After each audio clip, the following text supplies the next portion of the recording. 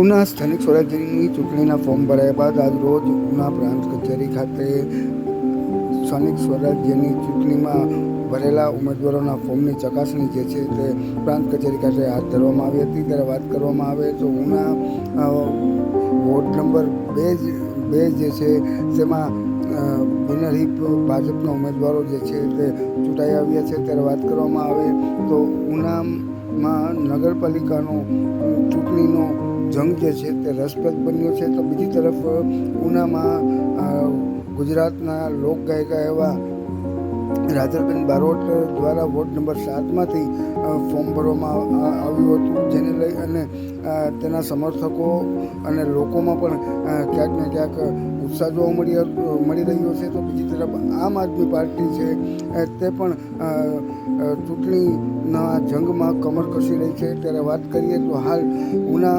નગરપાલિકાના 9 વોર્ડ પૈકીના ward number 2 જે છે તેમાં ભારતીય જનતા પાર્ટીના ઉમેદવારો જે છે તે બિનહરીફ ચૂંટાઈ આવ્યા છે. ત્યારે આજરોજ ફોર્મ ચકાસણીની કામગીરી હાથ ધરાઈ.